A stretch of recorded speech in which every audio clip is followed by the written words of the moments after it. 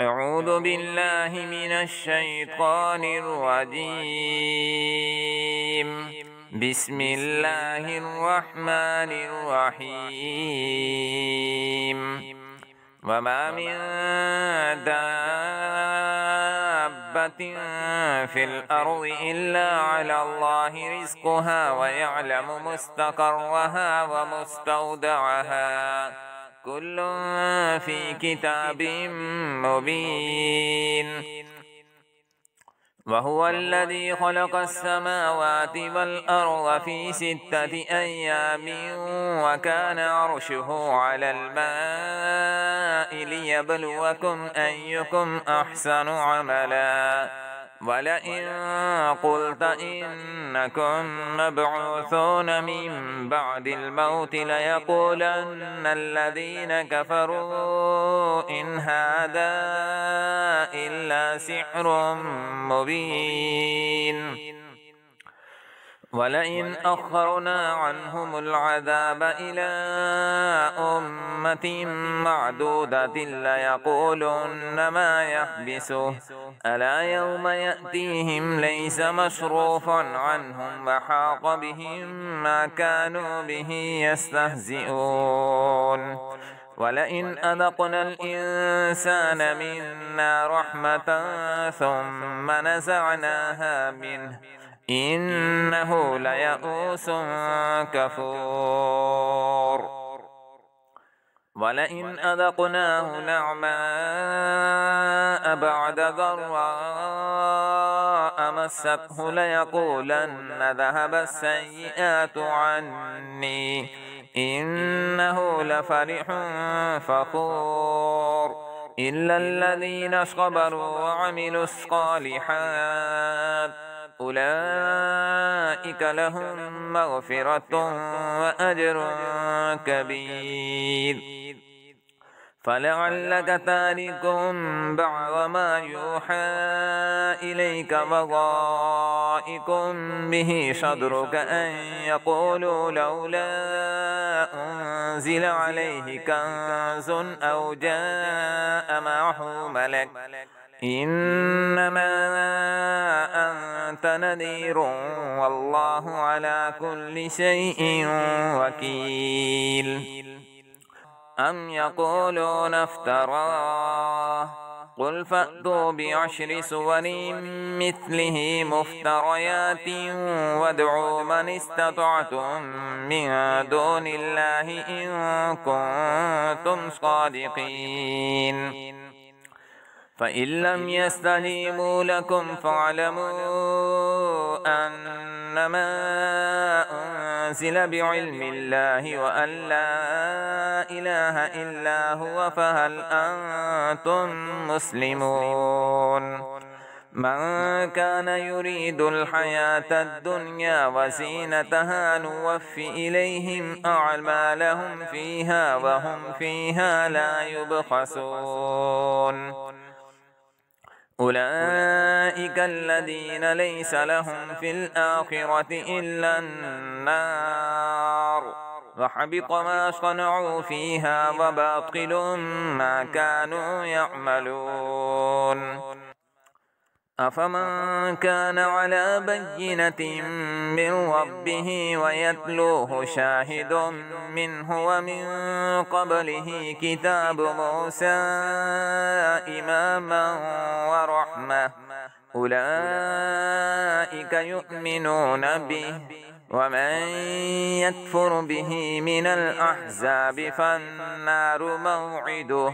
فلا تك في مرية منه إنه الحق من ربك ولكن أكثر الناس لا يؤمنون. ومن أظلم ممن افترى على الله كذبا أولئك يعرضون على ربهم ويقول الأشهاد هؤلاء الذين كذبوا على ربهم ألا لعنة الله على الظالمين الذين يصدون عن سبيل الله ويبغونها عوجا وهم بالآخرة هم كافرون. أولئك لم يكونوا معجزين في الأرض وما كان لهم من دون الله من أولياء يضاعف لهم العذاب ما كانوا يستطيعون السمع وما كانوا يبصرون أولئك الذين خسروا أنفسهم وضل عنهم ما كانوا يفترون لا جرم أنهم في الآخرة هم الأخسرون إن الذين آمنوا وعملوا الصالحات وأخبتوا إلى ربهم أولئك أصحاب الجنة هم فيها خالدون مثل الفريقين كالأعمى والأصم والبصير والسميع هل يستويان مثلا أفلا تذكرون ولقد أرسلنا نوحا إلى قومه إني لكم نذير مبين ألا تعبدوا إلا الله إني أخاف عليكم عذاب يوم أليم فقال الملأ الذين كفروا من قومه ما نراك إلا بشرا مثلنا وما نراك اتبعك إلا الذين هم أراذلنا بادي الرأي وما نرى لكم علينا من فضل بل نظنكم كاذبين قال يا قوم أرأيتم إن كنت على بينة من ربي وآتاني رحمة من عنده فعميت عليكم أنلزمكموها وأنتم لها كارهون ويا قوم لا أسألكم عليه مالا إن أجري إلا على الله وما أنا بطارد الذين آمنوا إنهم ملاقو ربهم ولكني أراكم قوما تجهلون ويا قوم من ينصرني من الله إن طردتهم أفلا تذكرون ولا أقول لكم عندي خزائن الله ولا أعلم الغيب ولا أقول إني ملك ولا أقول للذين تزدري أعينكم لن يؤتيهم الله خيرا الله أعلم بما في أنفسهم إني إذا لمن الظالمين قالوا يا نوح قد جادلتنا فأكثرت جدالنا فأتنا بما تعدنا إن كنت من الصادقين قال إنما يأتيكم به الله إن شاء وما أنتم بمعجزين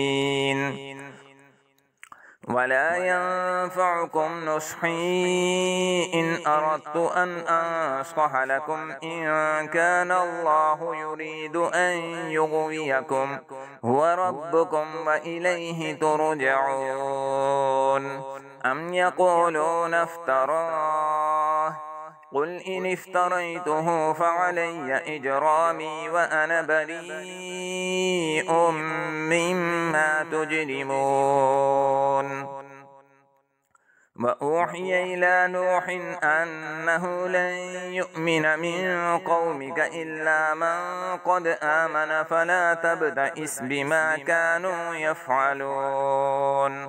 واصنع الفلك بأعيننا ووحينا ولا تخاطبني في الذين ظلموا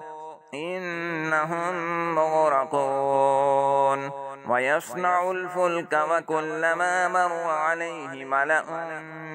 من قومه سخروا منه قال إن تسخروا منا فإنا نسخر منكم كما تسخرون فسوف تعلمون من يأتيه عذاب يخزيه ويحل عليه عذاب مقيم حتى إذا جاء أمرنا وفارت النور قل نحمل فيها من كل زوجين اثنين وأهلك إلا من سبق عليه القول وما آمن معه إلا قليل وقال اركبوا فيها بسم الله مجريها ومرساها إن ربي لغفور رحيم وهي تجري بهم في موج كالجبال ونادى نوح ابنه وكان في معزل يا بني اركب معنا ولا تكن مع الكافرين قال سآوي إلى جبل يعصمني من الماء قال لا عاصم اليوم من أمر الله إلا من رحم وحال بينهما الموج فكان من المغرقين وقيل يا أرض ابلعي ماءك ويا سماء أقلعي وغيض الماء وقضي الأمر واستوت على الجودي وقيل بعدا للقوم الظالمين ونادى نوح ربه فقال رب إن ابني من أهلي وإن وعدك الحق وأنت أحكم الحاكمين قال يا نوح إنه ليس من أهلك إنه عمل غير صالح فلا تسأل لما ليس لك به علم إني أعظك أن تكون من الجاهلين قال رب إني أعوذ بك أن أسألك ما ليس لي به علم وإلا تغفر لي وترحمني أكن من الخاسرين قيل يا نوح اهبط بسلام منا وبركات عليك وعلى ممن معك وأمم سنمتعهم ثم يمسهم منا عذاب أليم تلك من أنباء الغيب نوحيها إليك ما كنت تعلمها أنت ولا قومك من قبل هذا فاصبر إن العاقبة للمتقين وإلى عاد أخاهم هودا قال يا قوم اعبدوا الله ما لكم من إله غيره إن أنتم إلا مفترون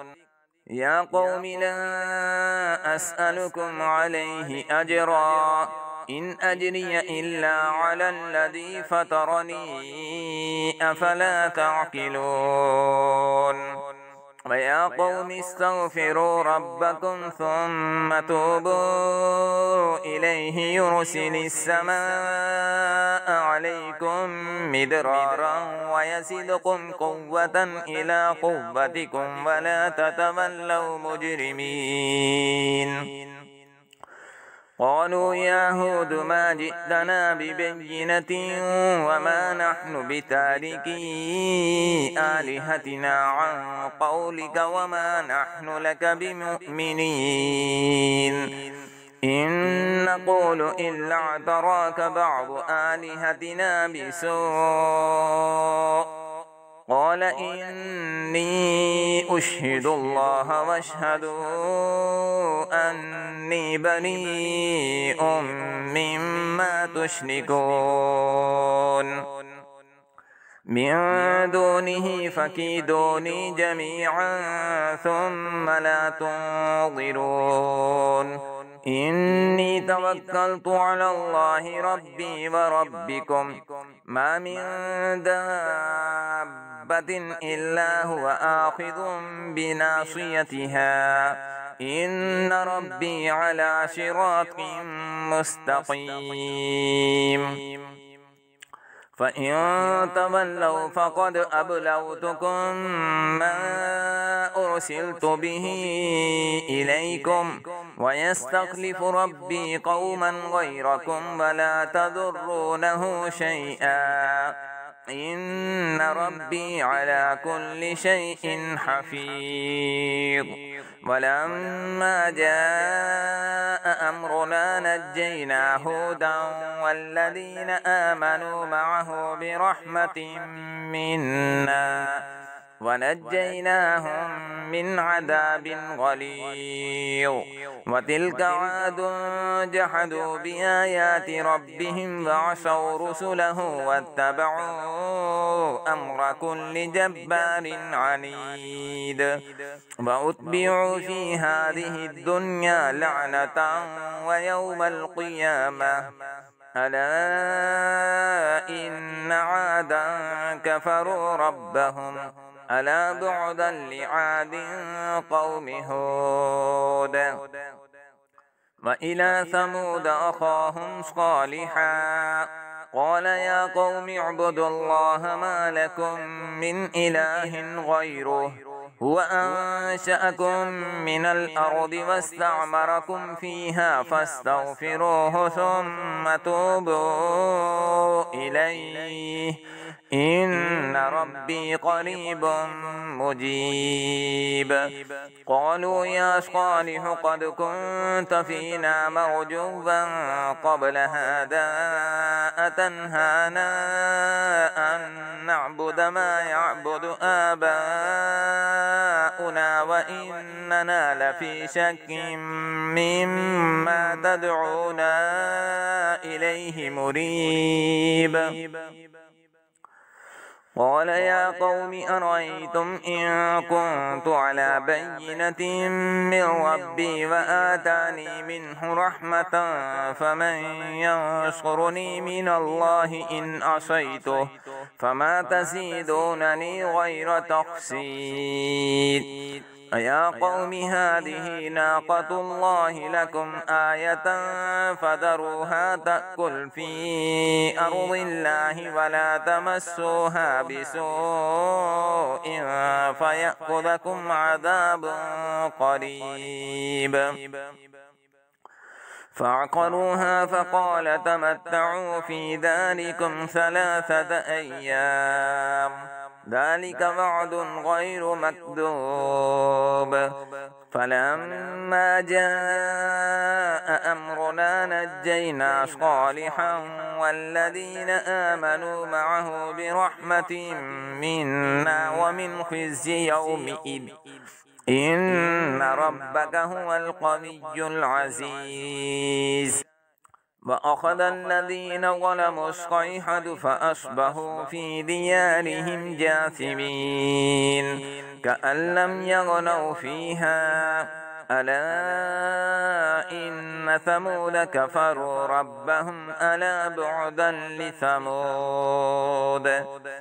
ولقد جاءت رسلنا إبراهيم بالبشرى قالوا سلاما قال سلاما فما لبث أن جاء بعجل حنيذ فلما رأى أيديهم لا تصل إليه نكرهم وأوجس منهم خيفة قالوا لا تخف إنا أرسلنا إلى قوم لوط وامرأته قائمة فضحكت فبشرناها بإسحاق ومن وراء إسحاق يعقوب. قالت يا ويلتى أألد وأنا عجوز وهذا بعلي شيخا إن هذا لشيء عجيب. قالوا أتعجبين من أمر الله رحمة الله وبركاته عليكم أهل البيت إنه حميد مجيد. فلما ذهب عن إبراهيم الرع وجاءته البشرى يجادلنا في قوم لوط إن إبراهيم لحليم أواه منيب. يا إبراهيم أعرض عن هذا إنه قد جاء أمر ربك وإنهم آتيهم عذاب غير مردود. ولما جاءت رسلنا لوطا سيء بهم وضاق بهم ذرعا وقال هذا يوم عصيب. وجاءه قومه يهرعون إليه ومن قبل كانوا يعملون السيئات. قال يا قوم هؤلاء بناتي هن أطهر لكم فاتقوا الله ولا تخزون في ضيفي أليس منكم رجل رشيد. قالوا لقد علمت ما لنا في بناتك من حق وإنك لتعلم ما نريد. قال لو أن لي بكم قوة أو آوي إلى ركن شديد. قالوا يا لوط إنا رسل ربك لن يصلوا إليك فأسر بأهلك بقطع من الليل ولا يلتفت منكم أحد إلا امرأتك إنه مصيبها ما أصابهم إن موعدهم الصبح أليس الصبح بقريب. فلما جاء أمرنا جعلنا عاليها سافلها وأمطرنا عليها حجارة من سجيل منضود مسومة عند ربك وما هي من الظالمين ببعيد.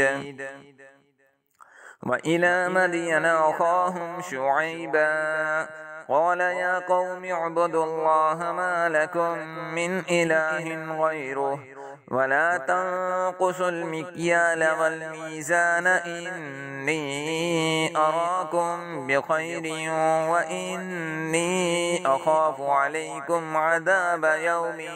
محيط. ويا قوم أوفوا المكيال والميزان بالقسط ولا تبخسوا الناس أشياءهم ولا تعثوا في الأرض مفسدين. بقية الله خير لكم إن كنتم مؤمنين وما أنا عليكم بحفيظ. قالوا يا شعيب أصلاتك تأمرك أن نترك ما يعبد آباؤنا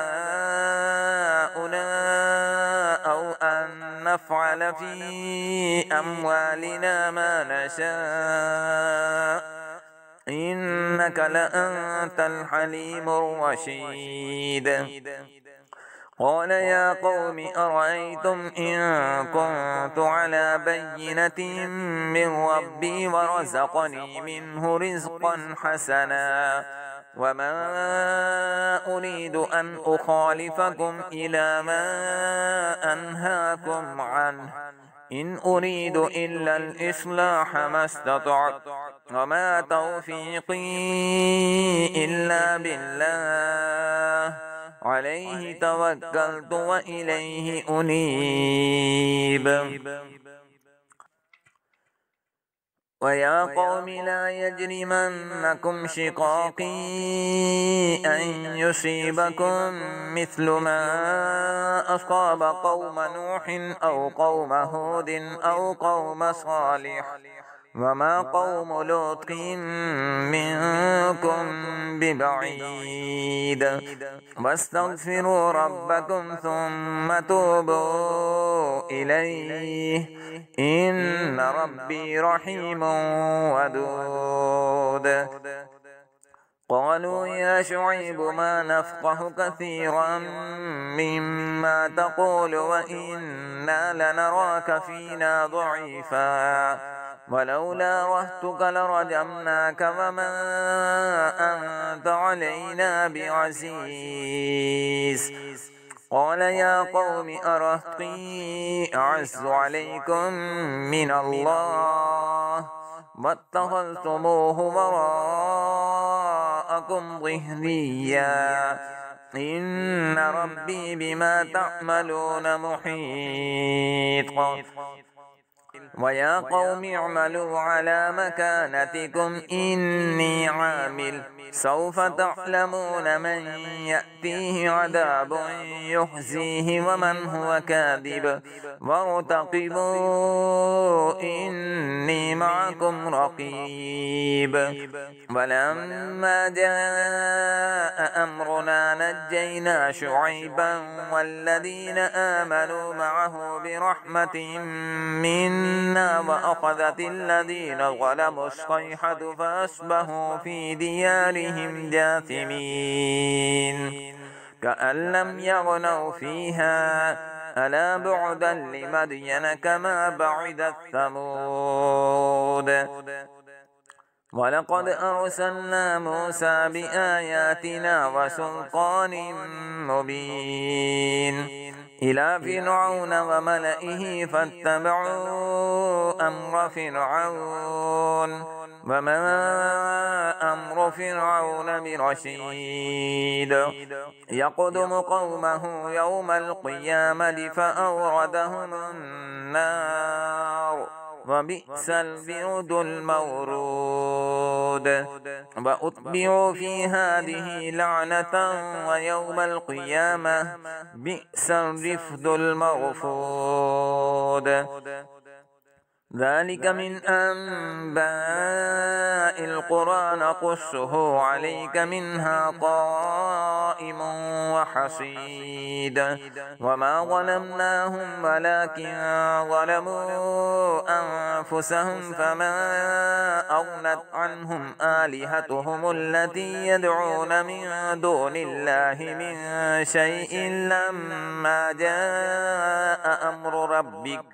وما زادوهم غير تتبيب. وكذلك أخذ ربك إذا أخذ القرى وهي ظالمة إن أخذه أليم شديد.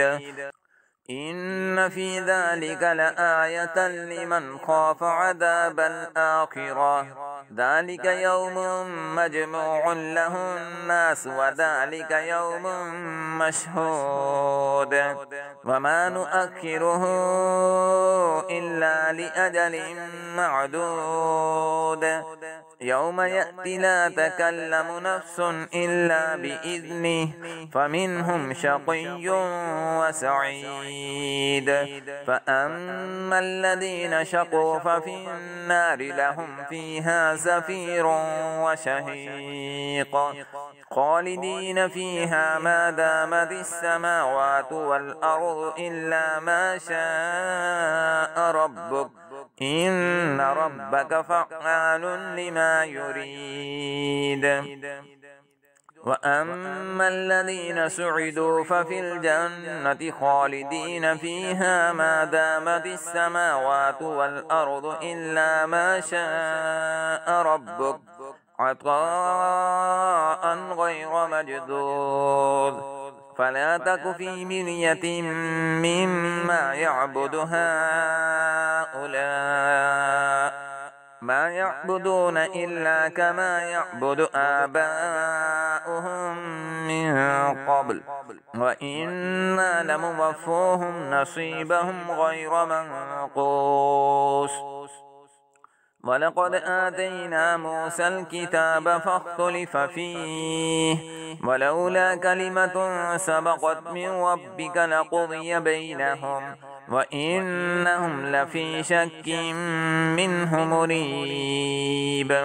وإن كلا لما ليوفينهم ربك أعمالهم إنه بما يعملون خبير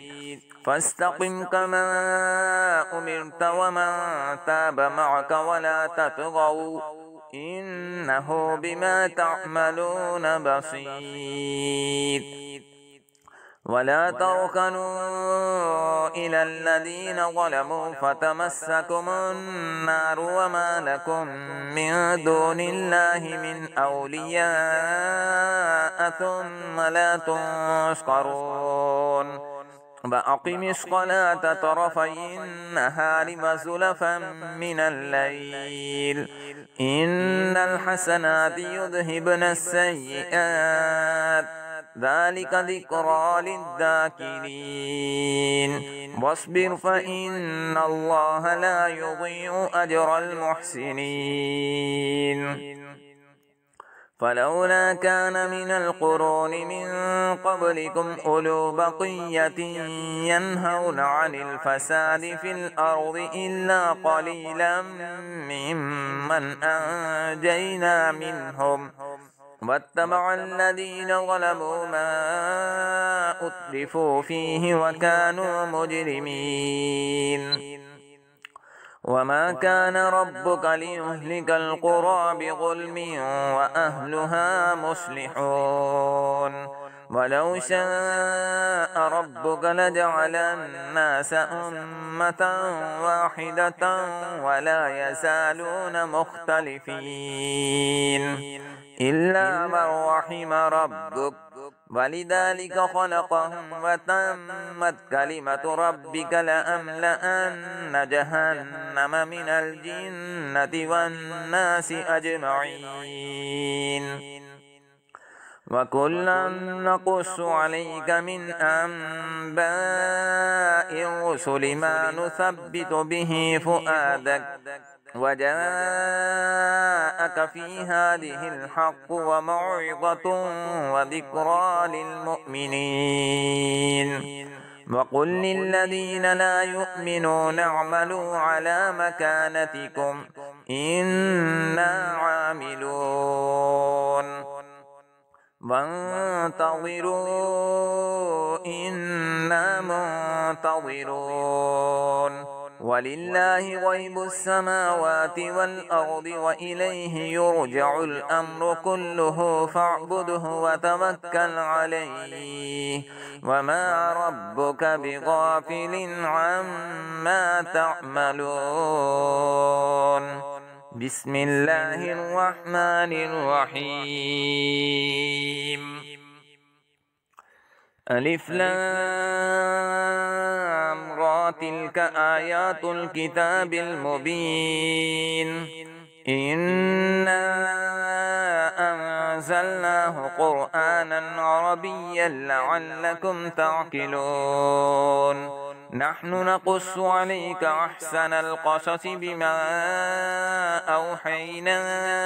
إليك هذا القرآن وإن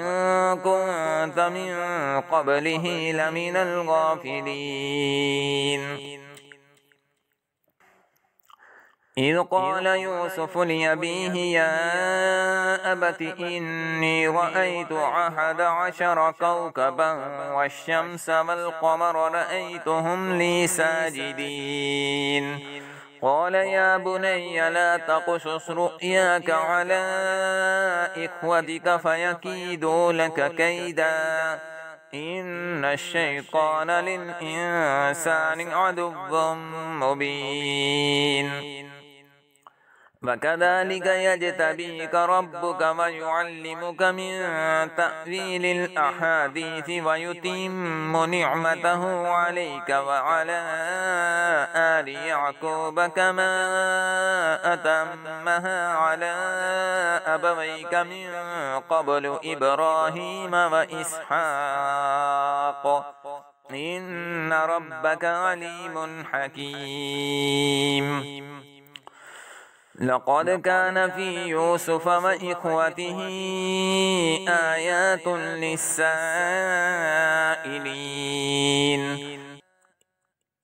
إذ قالوا ليوسف وأخوه أحب إلى أبينا منا ونحن عصبة إن أبانا لفي ضلال مبين اقتلوا يوسف أو اطرحوه أرضا يخل لكم وجه أبيكم وتكونوا من بعده قوما صالحين. قال قائل منهم لا تقتلوا يوسف وألقوه في غيابة الجب يلتقطه بعض السيارة إن كنتم فاعلين. قالوا يا أبانا ما لك لا تأمنا على يوسف وإنا له لناصحون أرسله معنا غدا يرتع ويلعب وإنا له لحافظون. قال إني ليحزنني أن تذهبوا به وأخاف أن يأكله الذئب وأنتم عنه غافلون. قالوا لئن أكله الذئب ونحن عصبة إنا إذا لخاسرون. فلما ذهبوا به وأجمعوا أن يجعلوه في غيابة الجب وأوحينا إليه لتنبئنهم بأمرهم هذا وهم لا يشعرون. وجاءوا أباهم عشاء يبكون. قالوا يا أبانا إنا ذهبنا نستبق وتركنا يوسف عند متاعنا فأكله الذئب وما أنت بمؤمن لنا ولو كنا صادقين. وجاءوا على قميصه بدم كذب قال بل سولت لكم أنفسكم أمرا فصبر جميل والله المستعان على ما تصفون. وجاءت سيارة فأرسلوا واردهم فأدلى دلوه قال يا بشرى هذا غلام وأسروه بضاعة والله عليم بما يعملون. وشروه بثمن بخس دراهم معدودة وكانوا فيه من الزاهدين.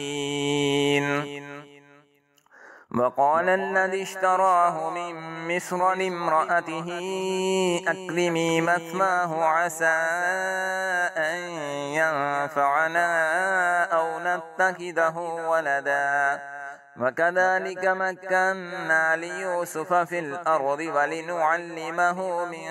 تأويل الأحاديث والله غالب على أمره ولكن أكثر الناس لا يعلمون. ولما بلغ أشده آتيناه حكما وعلما وكذلك نجزي المحسنين. وراودته التي هو في بيتها عن نفسه وغلقت الأبواب وقالت هيت لك قال معاذ الله إنه ربي أحسن مثواي إنه لا يفلح الظالمون. ولقد همت به وهم بها لولا أن رأى برهان ربه كذلك لنصرف عنه السوء والفحشاء إنه من عبادنا المخلصين واستبق الباب وقدت قميصه من دبر وألف يا سيدها لدى الباب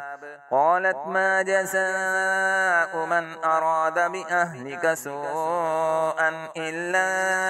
أن يسجن أو عذاب أليم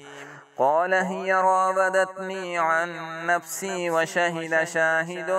من أهلها إن كان قميصه قد من قبل فصدقت وهو من الكاذبين وإن كان قميصه قد من دبر فكذبت وهو من الصادقين فلما رأى قميصه قد من دبر قال إنه من كيدكن إن كيدكن عظيم يوسف أعرض عن هذا واستغفري لذنبك إنك كنت من الخاطئين وقال نسبة في المدينة امرأة العزيز تراود فتاها عن نفسه قد شغفها حبا إنا لنراها في ضلال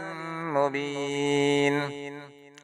فلما سمعت بمكرهن أرسلت إليهن وأعتدت لهن متكئا وآتت كل واحدة منهن سكينا وقالت اخرج عليهن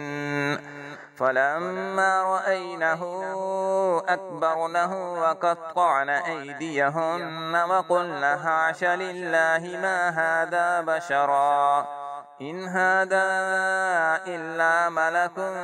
كريم قالت فذلكن الذي لمتنني فيه ولقد راودته عن نفسه فاستعصم ولئن لم يفعل ما آمره ليسجنن وليكون من الصاغرين قال رب السجن أحب إلي مما يدعونني إليه وإلا تصرف عني كيدهن أصب إليهن وأكن من الجاهلين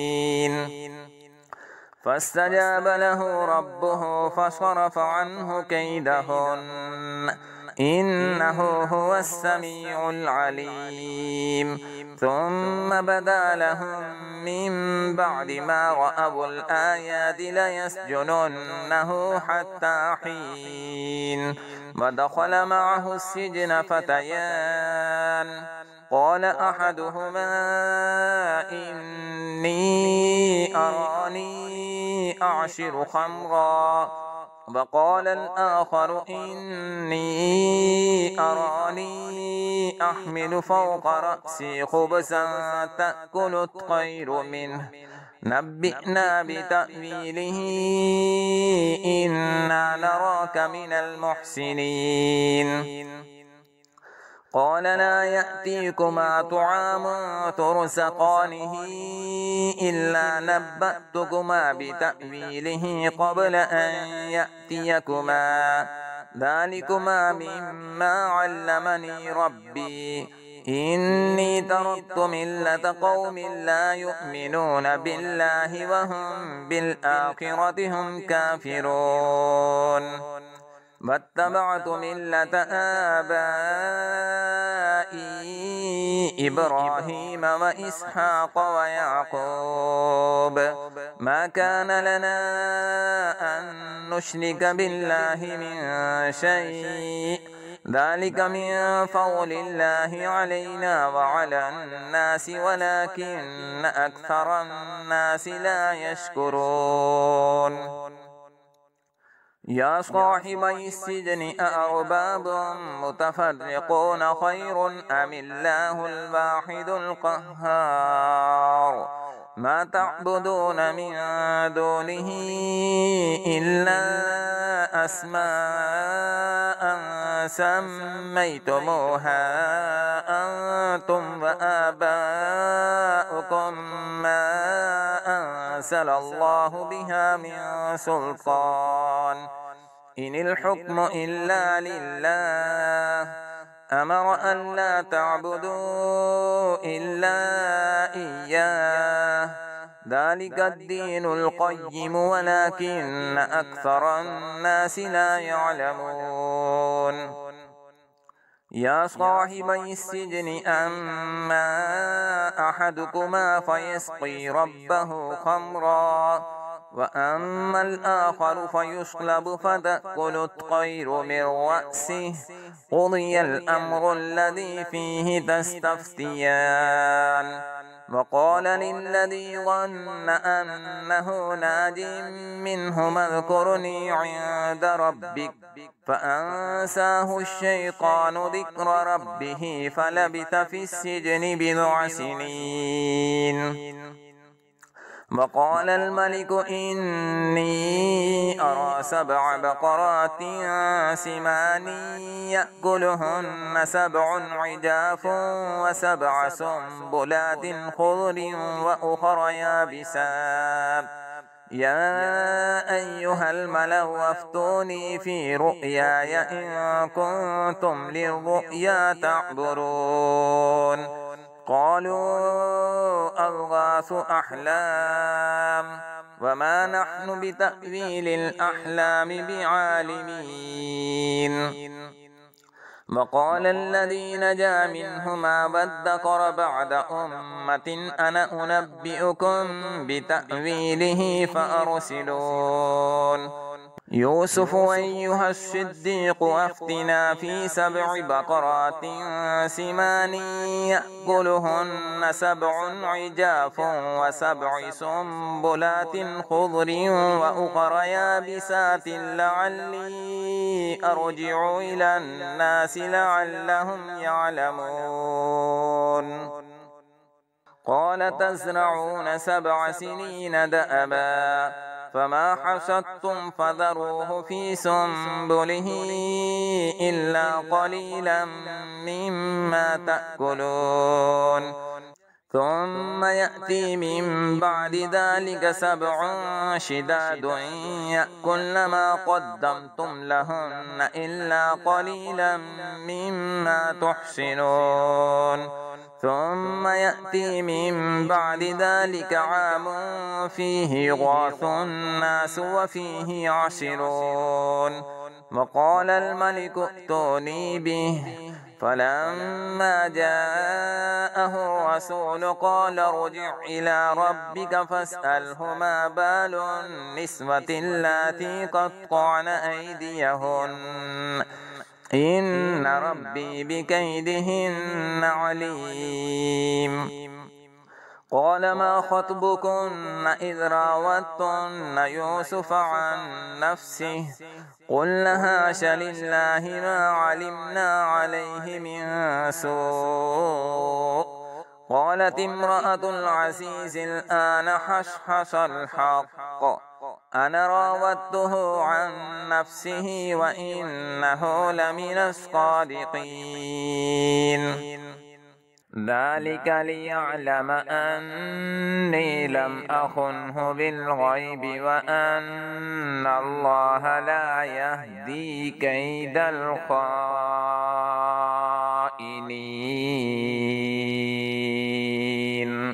صدق الله العظيم.